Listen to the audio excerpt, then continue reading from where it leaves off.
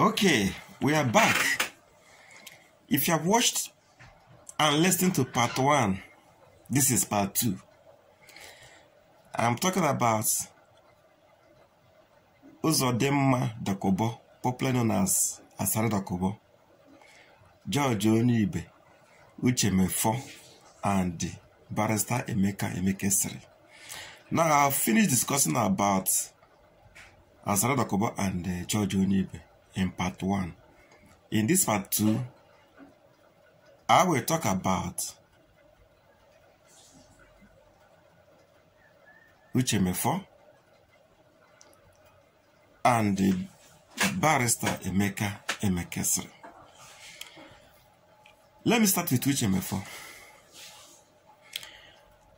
Uche Mefo, or Uche Okafo Mefo, as it's popularly called, was the deputy leader of indigenous people of Biafra, who fell from grace to grass.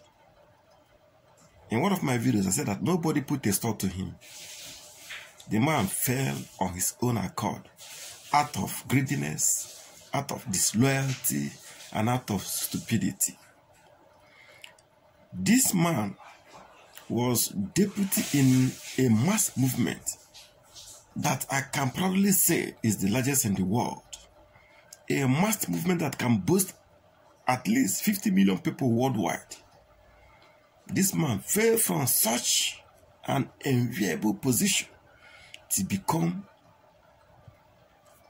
ordinary head of information of a group of 4 clans. Head of information of a group of 4 comedians. Somebody who was the deputy leader of the indigenous people of Biafra.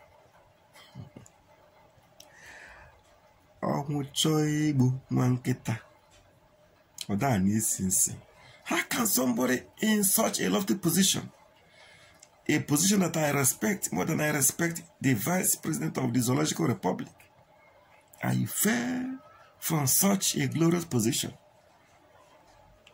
to become head of information of a 4-man gang of comedians? Shameful.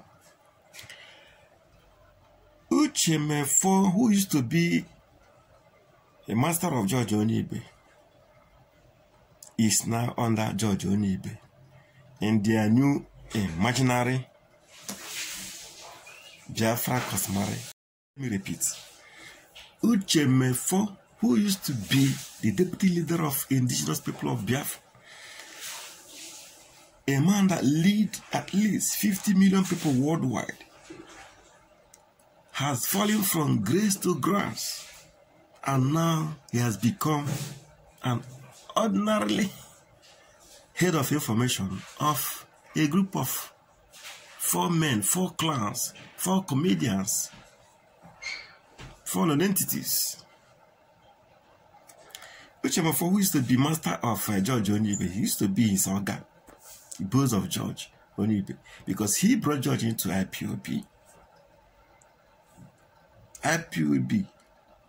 Yes, George was answerable to Uche Mefo, but now it's like the tables have turned upside down.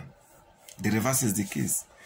George now is leader of Uche Mefo, and I repeat, imaginary customary government of Biafra. I repeat, it is imaginary because you cannot touch it, you cannot feel it. It is not in existence. Uche, as I said before, did not merit to be the deputy leader of IPOB. He never merited it. He is nobody. He contributed nothing to the success of IPOB. And that was why, when Ohamadike was in Kuje prison, IPOB was standstill. There was no activities, no progress, nothing was happening, and people was complaining. That was when the question started coming out. Where is the roadmap? Show us the roadmap.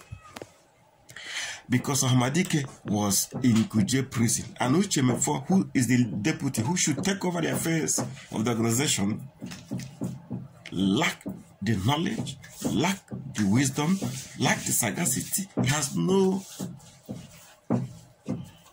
to offer. So IPOB in that time was dormant. Not until Nnamdi Kanu came out of prison and things started happening, as we are all witnesses. So Uche Mefo has nothing to offer. Do not disturb yourself by looking at these people. They are distractors. Now let me talk about Barrister Emeka Emekesiri, a man I respect too much. I used to listen to him. I used to respect him. But I never believed in his ideology. He wants Biafra by legal methodology, which I am totally against. How can you get Biafra from Nigerian courts? Are you stupid? How can you get Biafra by going to Nigerian court to face Nigerian lawyers? The same court that gave victory to a man that came forth in an election, that will give you Biafra. It's unthinkable. It's unthinkable. It's not done. But Barrister, I want to say this thing. Now listen. You told us that you have formed customary government of Biafra, where the late Justice Ozobo was the chairman, and the late Dr. Ikedi Ife was his deputy. May their gentle souls rest in perfect peace. And they have been deceiving us all these years. So what is this new Biafra customary government that Osari is forming? Do we now have two customary government of Biafra in the same Biafra land? Is it possible? Does it mean that you have deceiving us all this while? You have been lying to us all this while that we have formed Biafra customary government? And now, Asada Kobo has appointed you as the legal attorney of this imaginary Biafra customary government. So you guys are jokers. You are attention seekers. I was respecting you, Barrister Emekesiri, not until I witnessed how Simon Ekpa disgraced you in a public debate. I knew that Simon was smart, but I never believed that Simon was going to throw you down in your own area of comfort, in the topic of your choice.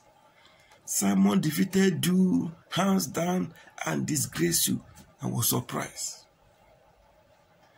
You've been talking all kinds of rubbish against Mazi Nnamdi Kanu. Now look at where you have brought yourself. You have brought yourself to the lowest level. Attorney to an imaginary customary government that does not exist, that has no address, that is neither here or there.